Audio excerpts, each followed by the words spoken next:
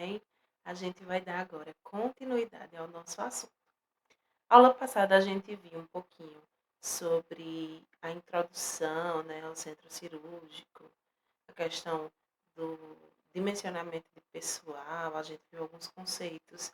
E hoje a gente vai estar falando sobre períodos perioperatórios, tá? E o que são esses períodos. O período perioperatório é aquele que vai compreender todo o processo cirúrgico, desde o pré-operatório até o pós-operatório, tá? E eles são subdivididos em pré, transoperatório e pós-operatório. No pré-operatório, a gente vai ter outra subdivisão, que é o pré-operatório imediato e o imediato. O transoperatório, a gente vai ter o intraoperatório. E o pós-operatório, a gente vai ter o mediato e o imediato também. Vamos lá falar sobre cada um. O pré-operatório é quando você toma a decisão da cirurgia, tá? A decisão cirúrgica, até a transferência do paciente para a mesa de operação. Ou seja, desde o dia que você toma a decisão de fazer a cirurgia, você e seu cirurgião, até o momento que você chega na sala de cirurgia, certo? Então, esse pré-operatório, ele vai ser dividido, tá, entre mediato, tá? O que é o pré-operatório mediato? Desde a indicação cirúrgica até o dia anterior da mesma. O cliente vai ser submetido a exames que auxiliam na confirmação do diagnóstico e que auxiliarão no planejamento das ações. Então, esse pré-operatório imediato vai ser desde o dia que você e seu cirurgião tomaram a decisão da cirurgia, tá? Até 24 horas antes. E nesse período, o que é que vai ser feito? Exames, né? Exames laboratoriais, exames de imagem, radiografias, ultrassonografias, exames de sangue, perfil hemograma, perfil lipídico, tudo isso vai ser feito, certo? Durante esse pré-operatório imediato. Se a gente vai fazer exames, a gente vai realizar procedimentos que vão nos auxiliar no planejamento das ações, né, durante a cirurgia. Já o pré-operatório imediato é o período de 24 horas antes do procedimento cirúrgico e continua até o encaminhamento do paciente ao centro cirúrgico. Então, vamos supor, eu vou fazer uma cirurgia 24 horas amanhã, né? 24 horas depois, tá? Então, a partir desse momento, termina meu pré-operatório imediato e começa o meu pré-operatório imediato, tá? E nesse pré-operatório imediato, a gente vai ter que a gente vai ter algumas condutas de enfermagem para esse paciente. O primeiro vai ser, né, preparar esse paciente para o ato cirúrgico com jejum, né? Algumas cirurgias elas necessitam de um jejum de 12 horas, zero, né? Zero água, zero comida, um jejum zerado. Preparo intestinal, algumas cirurgias precisam, né, de uma lavagem intestinal, de fazer algum flitenema, tomar alguma medicação para fazer esvaziamento intestinal, esvaziamento vesical. A gente sempre indica para o paciente esvaziar a sua bexiga antes de se submeter à cirurgia, né? Pois nem todas as cirurgias do paciente ele é sondado. Tá? Então, a gente pede para que ele esvazie, porque durante a cirurgia, obviamente, ele vai ter ali uma reposição volêmica feita com cristalóides, né? Então, a gente pede para que ele esvazie sua bexiga durante a cirurgia, porque quando ele sair da cirurgia, ele vai conseguir urinar normalmente. Nem todos fazem ali a sondagem vesical do paciente. A gente faz também a tricotomia da pele, tá, do paciente, esse preparo da pele.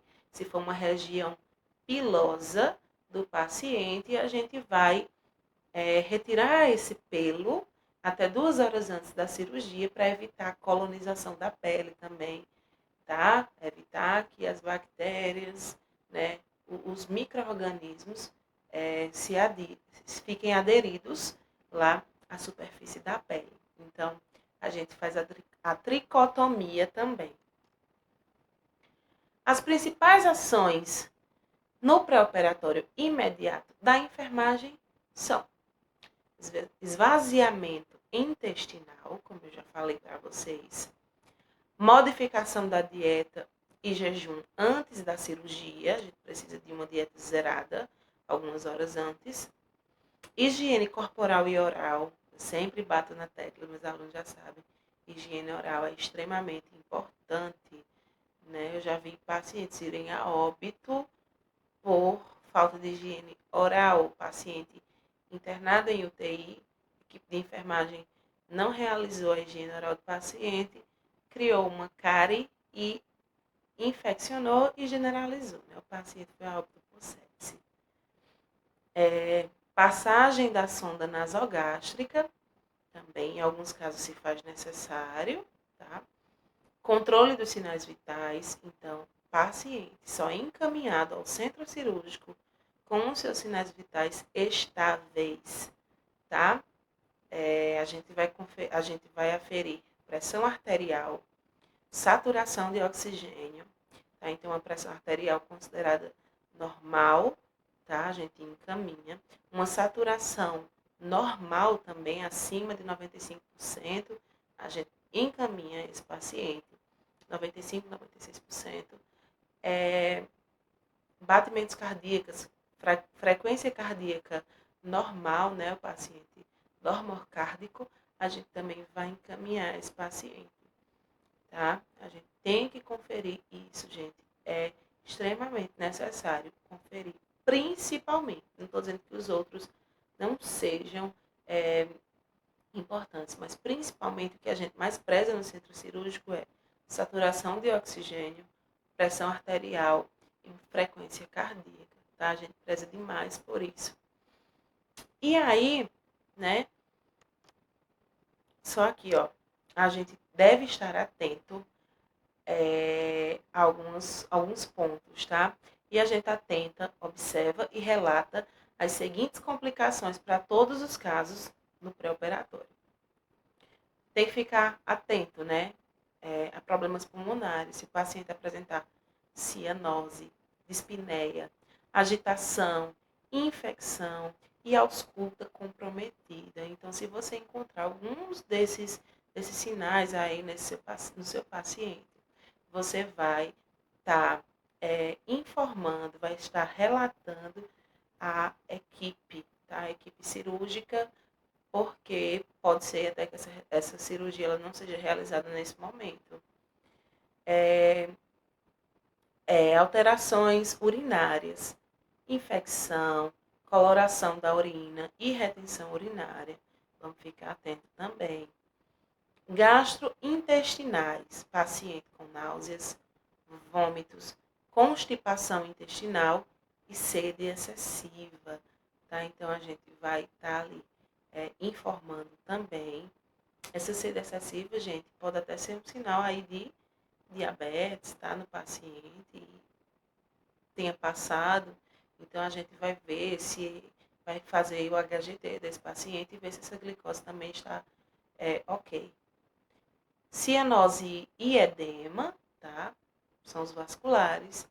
E no caso de reabordagem, o que é isso, professora? O paciente fez uma cirurgia, teve algum tipo de complicação e vai ter que ser reabordado. Não precisa nem especificamente ter alguma complicação, né? Mas ele precisa ser reabordado, precisa refazer aquela cirurgia por algum problema, vai corrigir, é uma cirurgia, por exemplo, que é feita em etapas, certo? E aí vai reabordar esse paciente. A gente tem que ficar atenta à ferida operatória, tá? Então, a gente vai analisar aquela ferida operatória antes de enviar esse paciente para o centro cirúrgico. Então, a gente vai procurar hemorragias, infecções, sinais de infecções, tá? Então, a gente vai estar atrás ali daqueles sinais flogísticos, né, de infecção, dor, calor, rubor e edema. Tá? Então, se o paciente relatar dor, a região estiver quente, estiver vermelha e estiver demasiada, a gente tem sintomas ali flogísticos de infecção, tá? deiscência e evisceração, tá? O que é isso, Camila? A deiscência da pele é quando há a abertura, certo? Quando a ferida operatória, ela abre, tá? E a evisceração é quando as vísceras, tá? Da cavidade interna do paciente se externam, tá? E ela fica desse jeitinho aí da figura do lado direito da tela de vocês, tá? Isso é um caso de evisceração da pele, minha gente.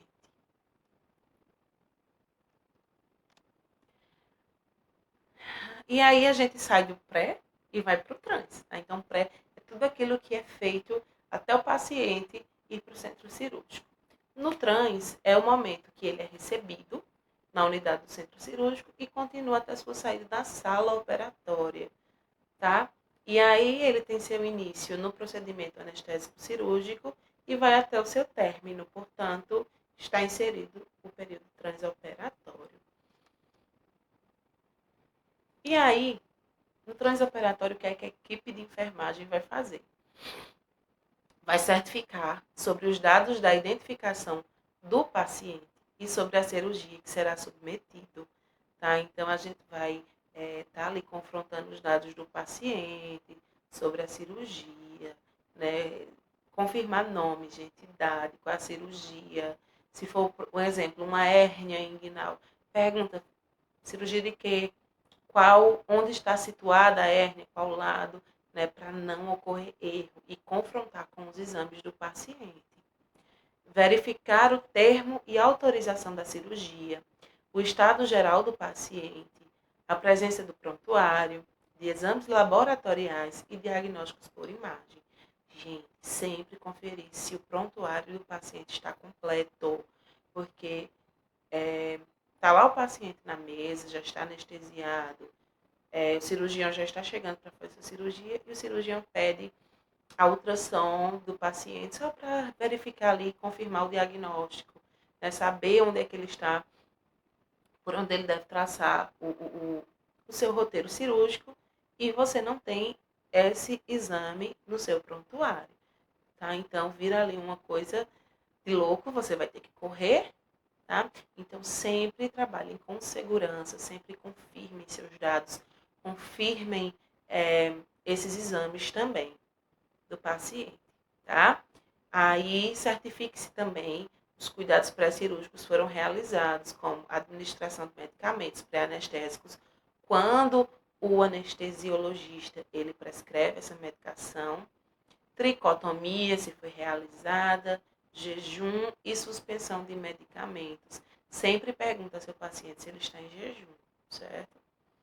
Monitorar os sinais vitais, avaliando alterações importantes e comunicando as alterações, certo?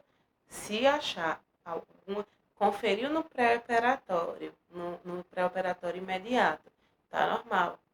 Às vezes o paciente vai nervoso, obviamente, né, fazer uma cirurgia, e aí tem alguma alteração na pressão. Se for uma pequena alteração devido a nervosismo, né, condições de estresse, a gente informa e aí o anestesiologista ele vai avaliar os riscos, né, vai ver se esse paciente é hipertenso realmente ou é só algum motivo de estresse.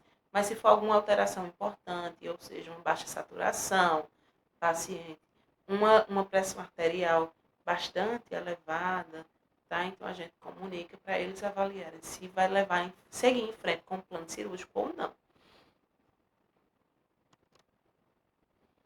Ainda no transoperatório, a gente vai propiciar um momento anestésico em ambiente calmo e seguro para o paciente, tá? Porque é um momento de estresse, gente.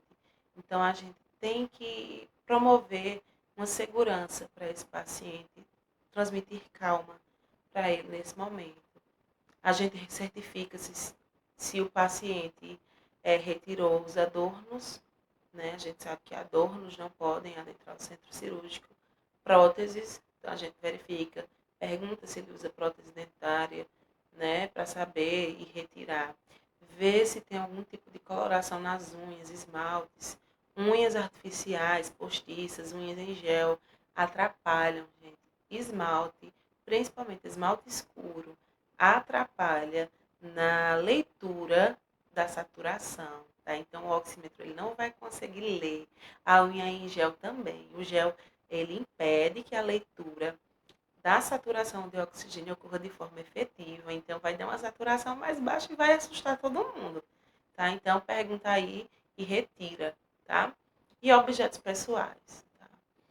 A gente mantém uma recepção calma e tranquila, proporcionando segurança para esse paciente.